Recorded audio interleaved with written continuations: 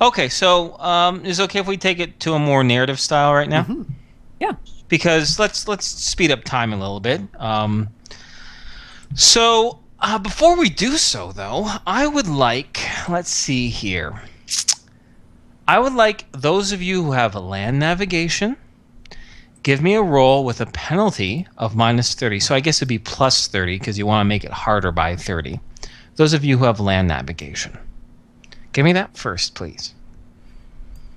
Excuse me. Okay. Navigation. So this would be this much. I succeeded by 4. No, I you succeeded failed by 4. 21. Oh, I failed by 4. Excuse me. Oh, Tom succeeded by 21. Yeah, see? This whole negative bullshit. All right. And Mila, who does it the normal way, how much did you succeed or fail by?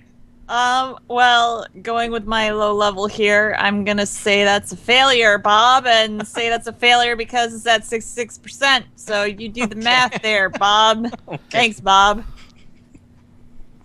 Okay. Bob. Strangle you, Bobette. Anyway. And suddenly another one of those robots appears before you. And then finally, Patrick, I would like you to give me a... You have archaeology, right? I do have archaeology. I also have wilderness survival. If that is prevalent. No, that's not going to be particularly prevalent for this moment. So give me an archaeology. Okay. Because I want you guys to move to the next scene, but I want to know close on the target y'all got. I succeeded. I got that right this time by 49. Okay, excellent. All right, so after finding a utility entrance from of this water line, after traveling a good, I'd say, 500 feet in, you're able to find adequate space for you all to rest. Now, this is a very, very dark environment, but you all have applicable light sources, including Patrick's magic ring that creates a 30-foot sphere of light. Is that enough to calm Mila? Yeah, as long as we have all the light sources going enough. Yeah. Yep. There will be enough light sources at this case. You take a moment to rest and to eat and to collect yourselves, deciding exactly where to go. Thanks to, in part, Patrick's understanding of the water line and recognizing the certain, I guess you could say, intrinsic logic of it being laid out in a large town, and all of you chipping in, of trying to figure out, be like, no, well, we went down this way before, now we went down that way. You're able to actually connect. You're able to find a blasted portion, a ruined portion of the water main that actually connects into the subway system. When you find the subway system itself, you're able to navigate underneath the ground, thankfully not picking up any sort of radar contact for quite some time. Now, you're not 100% exactly what to search for. So, before I continue on with the description, is there anything in particular you guys would like to try to do while underground navigating these old, dark, abandoned subway tunnels in order to enhance your search for whatever you're looking for? All right. I'm going to assume that there may be maps of the surface? underground.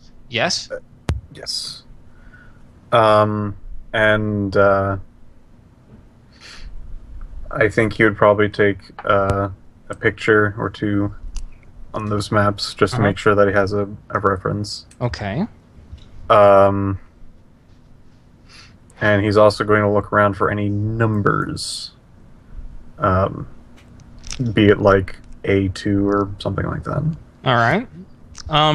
This is what that's really good, being able to figure out how to navigate underneath, and that's really important to point out. What I'm talking about is that you guys are looking for a magic suit of armor, correct? Right. You have no idea where it is in this entire place. How, like, if you guys were looking for a magic anything, what steps would you take? Are you going to try to do like a block by block search? Are you going to utilize any tools or abilities that you have to enhance the likelihood of you finding a magic suit of armor? Oh. That's Yeah, what I mean, I would right? make sure. Like, I mean, step 1 was to get into the ruins. You're there now, right? Yeah. What's step 2? If I recall correctly, were there any ley lines over here? No. No? Okay. Mm-mm. Boo. Al's going to activate his Rely Upon Friends ability. Alright, I'm going to make sure that I have my wane on so I can detect magical item within 50 feet, as much as that really is going to help. It's better than nothing. The most I can do is just meditate and try and get something. Or whatever. With the... That would actually be useful. Oh, yeah, and if we're going to be spending the night Like, there... extremely useful. No, I'm sleeping. Fine. Fine. Now this Go ahead and narrative- do that. Heads up, this narrative period will be probably more than just a couple hours. So if you want to, have her wake up and do that, right? Because without any sort of concrete plan, you guys are kind of just wandering around for hours at a time, trying to get yourself acclimatized to this new environment and navigating around this ruined city. Out of character, I don't think Mila would. Know to do it? Yeah. Okay. So, but That's fine. You guys know that she can do stuff like that. Right. Al's really got... He's got nothing. He's got nothing for this, really. He would probably ask Tom, was there any description that might give us a hint as to where in these ruins the armor might be? Short answer, no. Let me just...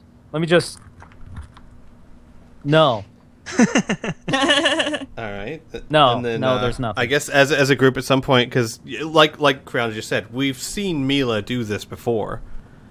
Actually, I think we've seen Nora do this before, but details. Al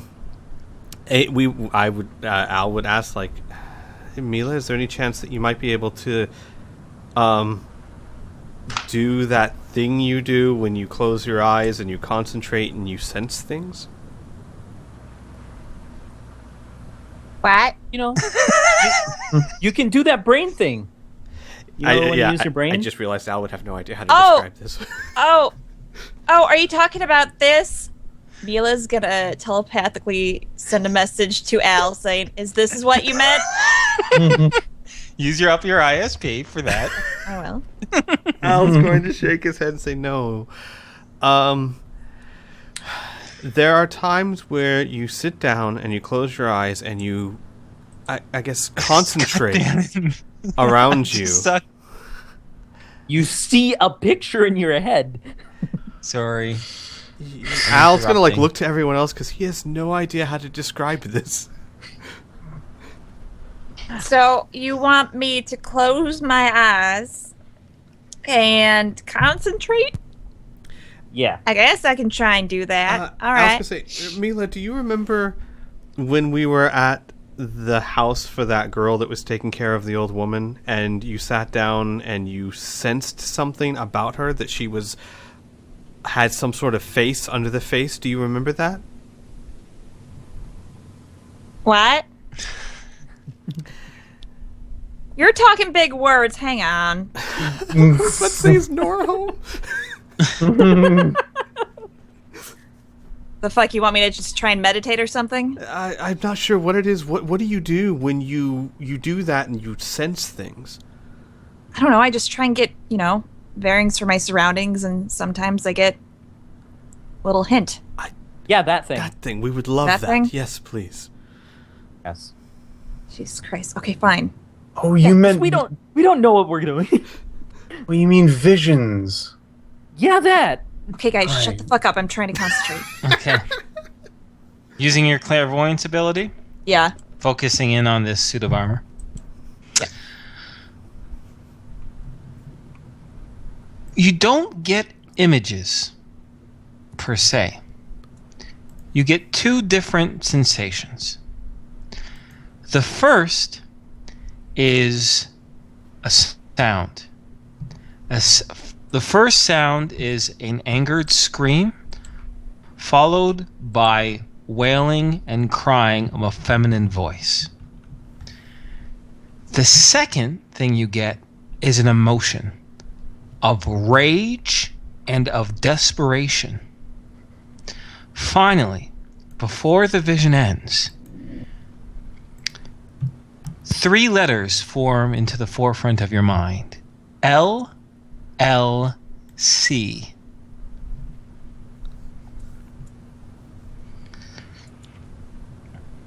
All right. After this all happens, Nora will relay what she sensed, I guess. Sure. Okay. So now I'd like everyone to roll me a D100, please.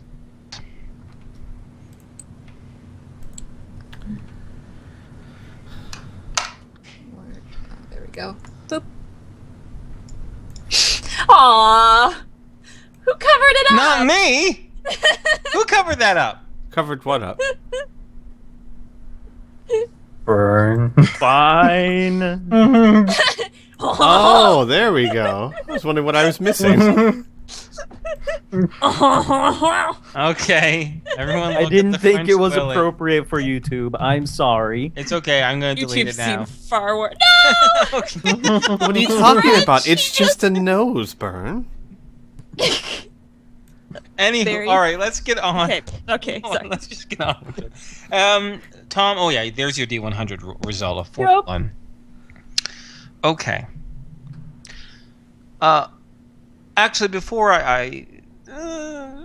no, is it okay if you guys I take it into a more narrative space again? Absolutely. Sure. Okay. All right. So with the clues that Nora gave you, the maps that Patrick is using, and time, which you have quite a bit of, you wander the halls of the subway for 17 hours before Al, you stumble upon, you do have literacy, correct? Al? Yes, Mute yes. again. Sorry, I'm having trouble clicking the mute button. Yes, I have literacy. Okay. You come across a scrap of, not really a scrap of paper, but it seems to be an old, torn flyer or notice in these subway halls. And it is a brochure that simply states, "In distress, need help? Come to the American Psychiatric Clinic, LLC. We are here to help." Al would read it out to everyone.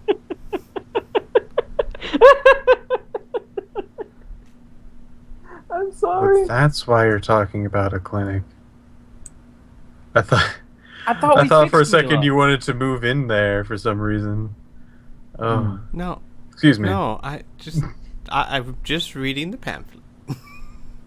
I know. I'm sorry. Am I the only one that finds it funny that our resident crazy Mila saw LLC and now we see a brochure to go to a psychiatric clinic? Are you saying that as Tom? In I'm character? saying that as Burn out of Okay. character. Yeah, no, that's delightfully Yeah. ironic. That's Yeah. hilarious. Out of character, delightfully ironic. In character. In character, Alright, cool, fuck you. Yeah, I was actually thinking, it's like, God, in Character. character, that's really mean. Nora would just be staring daggers. Oh, I would expect to be punched, but that's not in character. Right. I'm sorry. Patrick, thanks to your skill set and the detailed notes that you have taken, you are able to figure out, you're able to navigate and direct the rest of the group underground for the most part until you get to the area where this place used to be. This psychiatric clinic. All right? You figure the subway is probably a good 3 blocks away. Like the closest exit of the subway is a good 3 blocks away from where this thing is purported to be, where this clinic is purported to be. So you'll be exposed for a little while on the surface, but it's the closest that you can get to, that you can see using these subway tunnels. I'll note that to the rest of the people. Okay. So what do y'all choose to do? Al's going to point out that he can't go above ground because the second he does, people will be on us. Not people. The machines. The anti-people. Yes. Yeah. So whatever you guys plan to do, the best course of action, sadly, would be for Al to stay here and maintain radio contact so that if things go bad, he can get to you as quickly as possible. Alicia says, can't you just turn that thing off? And walk around in nothing? No, she says. It looks pretty heavy, but I knew a guy who was in a Titan series there. He turned it off. He said it weighed like a ton, but he was able to move around in it still. Yes. You'll be able to work out. It's fine. Give me a second. This thing actually has a weight. No, you're absolutely right. I'm thinking exactly how much. I'll just let you know, because I thought about this. If you turned it off, now there are some suits of power armor, if you turn off, you can't move, right? Like the Samson's power armor legs are just so huge and so heavy, your strength can't handle it, right? Right. But the Titan series is a little bit lighter, a little bit more flexible. Not light, just lighter. You would move at 20% your current speed, so you'd be slow, pretty slow, and all your combat modifiers would be diminished by 80%. Okay. Yeah. But you'd be able to move it in, like you'd be able to look out the helmet, like you wouldn't get any sensors, any radar, but it'd be completely deactivated. You'd be wearing an extremely heavy set of body armor. Okay. Yeah. Yeah. That makes perfect sense. Yeah. 160 pounds would probably do all of that. Al will say, okay. Well, here's a question, Jim. How long does it take to power up? To power up, like to turn on and have it activated? Like 15 seconds. Okay, so it'd be about a round. Yeah. Al will say, well, I've never tried it before, but I suppose you have a point. Also, heads up, 160 pounds, that's true, but that's dispersed amongst you, right? The heaviest part will be the wings on your back. That's going to be the real crushing force, right? But like I said, you're moving at 1/5. Okay. Yeah, no, I think that's more than fair. So Al will turn off his power suit and start giving it a try, and you hear him like, yeah, I'll be tired if we do this for too long, but I think I can do it. Okay. All right. So you're able to all go to the surface relatively undetected. So I guess the question is do you follow that LLC lead, or do you continue wandering the underground passages of the ruined city of Aberdeen?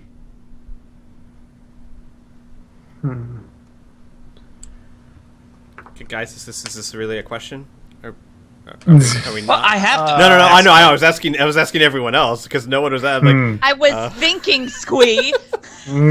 Don. Is there a reason why we don't want to pursue the LLC? I want to pursue it. Let's pursue it. Sweet. Okay. So once again, stop me when I'm done if I'm moving too far ahead, right? But we'll say that Patrick is able to navigate you all to the subway entrance that breaches to the ground. Al deactivates his power armor, and although the movement is slow, you're able to break the snowy surface of the ruins. Clearly, of course, you would quickly poke your head out, make sure you don't see anything visually dangerous before you head out. Taking proper, cautious steps, your small group cuts through the snowy landscape. The fragmented ruins of the city you can now clearly see.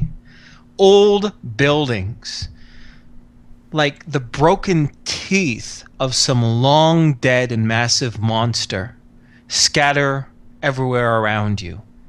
It is dead silent, and all you can do is hear the wind whistling in between these long ruined buildings. Although it is strenuous for Al, you reach your supposed destination, where this snow clings against an old sign that identifies the building in front of you as the American Psychiatric Clinic, LLC.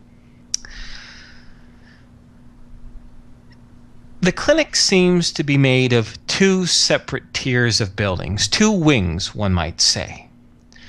The buildings seem to be mirrored to each other, and they make a strange L shape. There's a northern wing and a southern wing. Now, the southern wing of this building seems to have taken some serious structural damage. In fact, the approximately 6-foot-story apartment building that was to the south of it seemed to have crashed and crumbled down on to the southern wing itself. Although there seems to be extensive damage, you can see there are still some areas within the southern wing that you can explore. The buildings themselves seem to be made of a pale red brick, and the long chipped painted metal roofs seem to have been a very dull green color. Dark windows poke out from time to time on the sides of the buildings, and there seems to be two main entrance foyers, one into the northern wing and one into the southern wing. Patrick,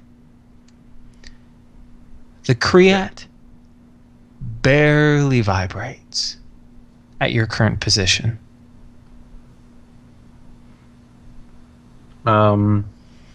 Patrick will tap Tom and point at his necklace. Or and take out his necklace and show him it. So that means it's nearby.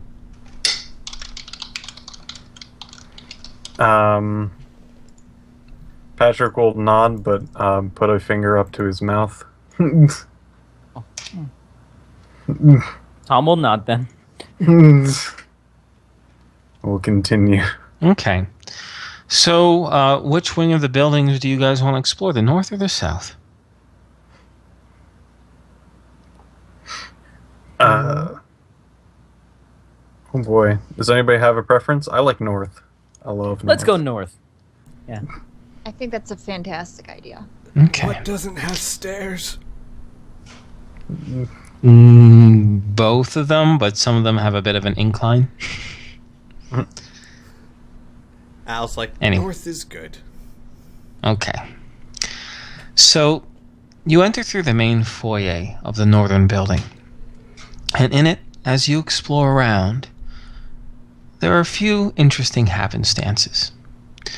The first thing that you notice very clearly, beyond the snow that is dripping into these long dead halls, is there seems to have been the sign of some sort of fight. Scorch marks seem to be made of flames, and other small star-like bursts scatter the walls of these buildings, in some instances pulverizing the brick itself. Fragments of metal can be found on the cold tiled grounds. And an assortment, what used to be tables, desks, and other such things, long looted, seem to be scattered to and fro.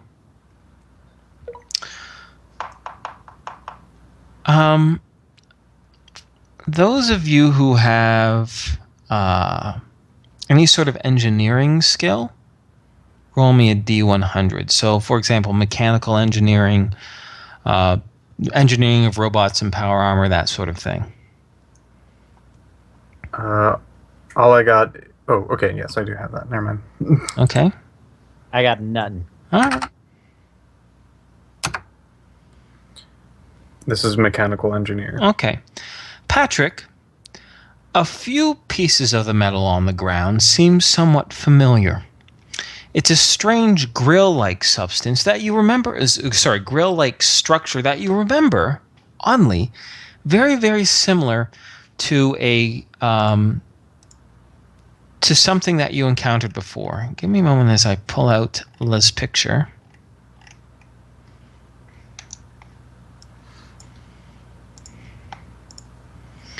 It seems to be the front grille, the facing, of this type of robot.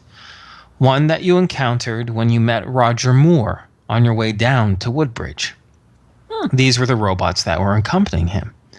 And you're almost positive that that's the front vocal grille of that creature.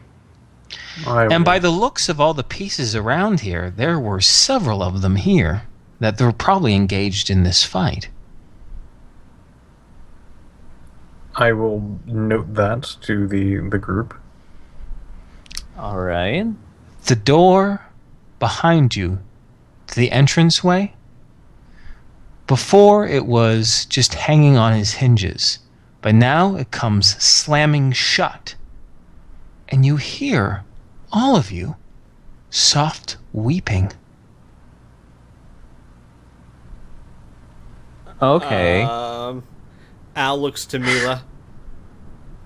Is she weeping? Creep factor's rising. Yeah? What is it? You're not crying at all? No. Okay, Al's starting to get creeped out. Yeah. Oh. They're crying? Yes. Oh, yeah, there Yes. is. I guess Oh man, I hope it's not a recording. Hello? Hello? Mila's gonna kind of poke around. Roll me, Hello? Mariah, Amila, roll me a D100. Sure. I hope my family didn't hear that. What is wrong with you? Ow! Let me know. Lady. Let me know when you roll that D100. I'm good. Hang on, I'm just gonna make sure my family isn't panicking. That was super loud. Okay. I'll wait until she comes back then. After her dramatic. Al's going to very slowly put a hand up to his face and shake his head. All right. Could be a ghost. Oh, That boy. would be great. I mean, besides her being dead, I mean, like, living's pretty neat, but... I love the way Patrick thinks. I didn't mean great, like, great for her. I meant great for science. I mean, no.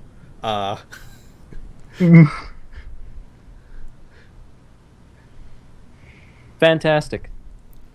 Okay. Sorry, I have to wait for Yeah, that's fine. Mila.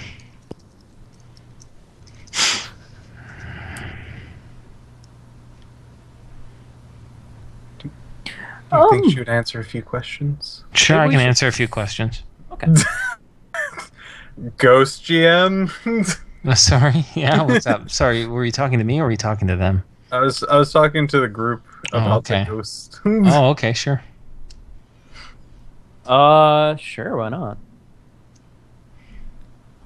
Well, she doesn't seem to be in the happiest mood.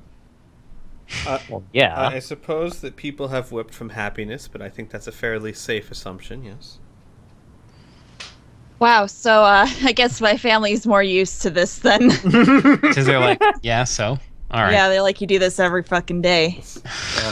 Nice. In your sleep, really. Ah, Yeah. Nice to see that your family casually throws around the F-bomb so much. No, just kidding. We do. I'm just teasing. So, sorry, back to resolve after you rolled your dice there.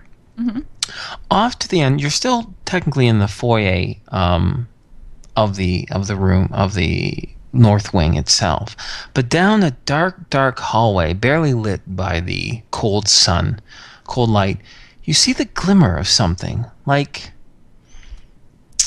a strand of hair or like a braided ponytail around the corner.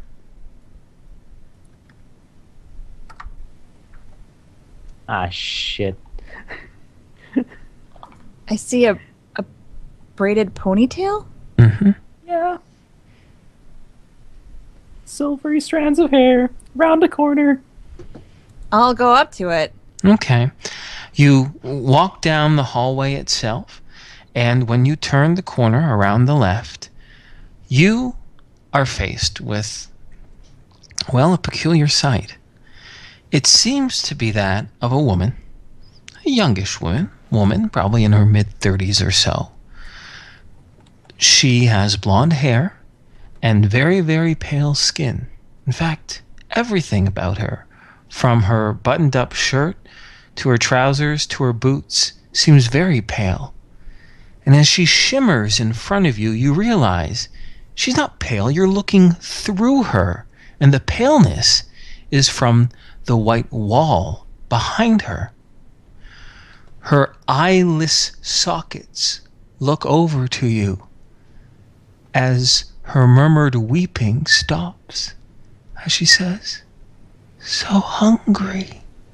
And then she fades out of sight.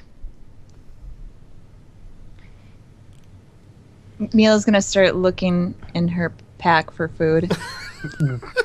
Okay. All right. Okay. Okay. Mhm. Okay. Tom is freaking out right now. Gotcha. I don't think Mila fully understands the situation. That's fine. I'm going Patrick is also freaking out, but in a different way. I am going to use the appropriate ISP, and now I'm on fire. Okay. I'll give everyone an action or something to do first before we resolve Mila getting food. Al? Al Patrick.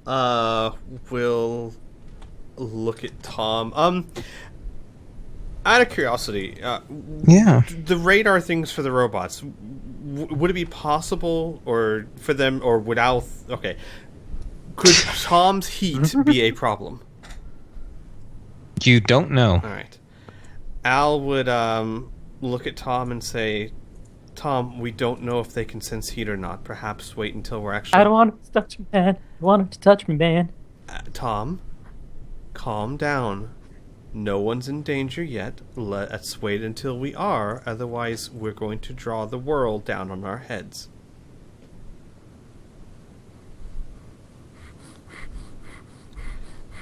Al's gonna be like, Tom, in everything we faced in the past 6 months, a ghost? That's some freaky shit, man. Tom, please. Wait, that was a ghost? Patrick could be, or like wrap his arm around Mila's shoulder. Yes, isn't it wonderful? Patrick, the only ghost I ever hear of is ghosts from those stories that I was told when we were in the story endless that place, and And the and storytellers, yeah. they were mean. The ghosts were mean. Patrick, I'm afraid of ghosts. I just decided right now I'm afraid of ghosts. She'll hug him. So I guess you're not getting food. I'm going to be reaching over to Mila's pack to try to get at the food. All right. I will try and calm down. As this will help, I will say, He's- Tom, if it really is a ghost, I don't think the fire's going to help you much anyway. That's really comforting, Al. Thank you. I'm so glad that you're here telling me this. All right, so we got that going on. We have Mila hugging Patrick, and Patrick, as she's hugging you, are you rooting through her pack for food? Yeah, he's like reaching his arm awkwardly like around her to like dig at her back. Okay, you find the granola bar. No, what would actually help me out here, Criana? What would Mila have for food in her pack? Yeah, you find her pack is just in a complete disarray. You find food, but it's like not like packaged within anything. It's just sort of like strewn about. You do find some what you think is edible berries that she probably took from like burn berries maybe a couple months ago. Yeah, you could try that. That's the first thing you find. Might not want to poison the ghost. I'll kind of get some better food. And Okay. we'll take in its own pack for rations. Al will Okay. say, do ghosts even eat food? We'll find out. She said she was hungry, and I'm going to get her some food. Okay. Wait. And he stops digging in his pack. Maybe since they're dead berries, you can eat those. I'll take the berries. Okay. So you take the berries, and what do you do with them? I have them out in my hand, and I start looking around. Mm-hmm. And then suddenly, a cold wind, far colder than the outside, in fact, so cold for all of you who are wearing body armor, your front visors start to crystallize as the air freezes around you. So, your visors, I guess, are getting ice crystals on them. As a sudden gust of wind, not hard enough to knock you over, but enough for you all to feel it, except for Al, who has enough weight on his shoulders already. But finally, a disembodied hand rests atop Patrick's palm, the one that's holding the berries. Do you do anything, Patrick? Cool. I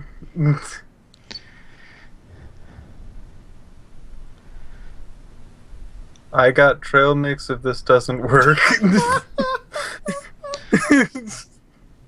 Yeah, what's up, Tom? Oh, at seeing and feeling this, Mm-hmm. how far?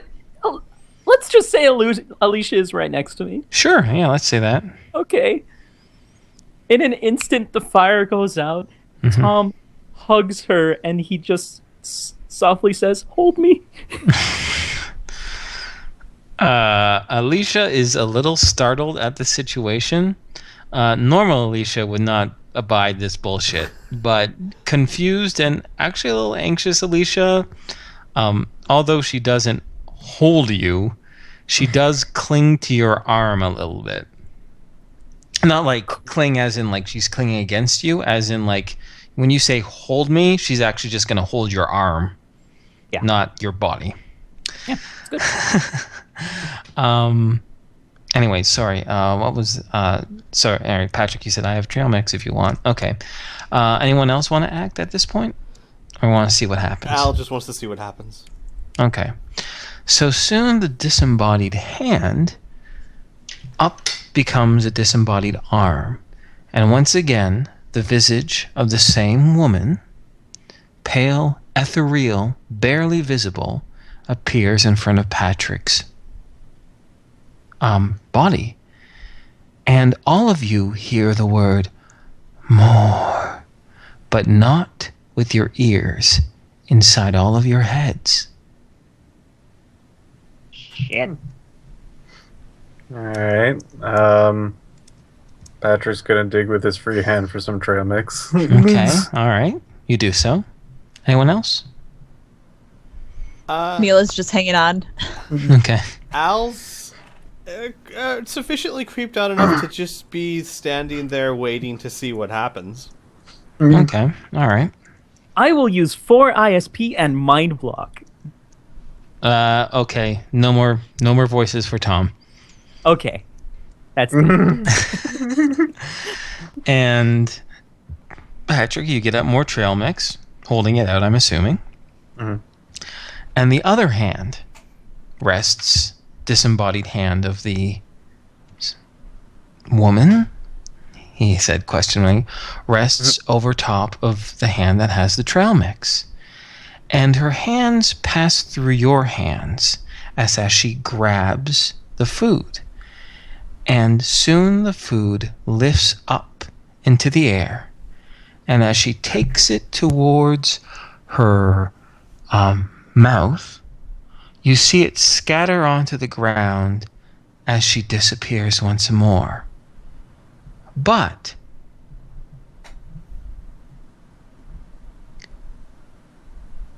the temperature warms up a little bit. The crystals dissipate. And for everyone except Tom, you don't hear any words, but you feel an emotion foreign to yourselves of relief and gratitude. And after a few seconds, that emotion itself passes. The air is still. There's no more crying, no more sounds, no more weeping. Just the cold wind whistling through the open, cracked windows. After a few moments I'll get you more berries. say after a few moments of quiet, I was like, so do ghosts eat? May I do a skill roll? I was waiting for it, yes. All right. Should it just be Monsters and lords, yep. I believe it's this. Let me go double check before I hit this enter button, because I would have egg on my face otherwise. I succeed by 5. By 5. All right. What you think, you're pretty sure what you encountered was an entity. So, the best way to explain this is that in New Laszlo, you read a collection of short books by a scholar named Rosalia, and she recounts her encounters with what she calls entities. Everyone, she posits, whether they know it or not, leaves small psychic impressions as they live. These psychic impressions are enhanced by strong emotions, and even when they pass on, these strong emotion, psychic influences rest upon the earth. They are strange, foreign, invisible, ethereal entities that are attracted to such places of strong emotion feelings, and they feed on it. Sometimes, in this case, these entities can be intelligent, but other times they are not. They are simply foreign consumers. And as they feed upon the psychic energy, they become memories, living memories. Much of the time, these, for lack of a better word, ghosts, relive tragic or personally painful events, since those feelings are typically the strongest. Once the emotions are satisfied, such as the emotion of anguish and hunger that you just witnessed, these entities leave. Oh, can you guys still hear me? Mm-hmm. Yes. I heard it. Yeah. Skype said it didn't disconnect. Oh, Criana dropped. Oh well, I'm gonna have to keep going. No. So, once they are resolved, okay, her computer blew up. She's gonna be right back.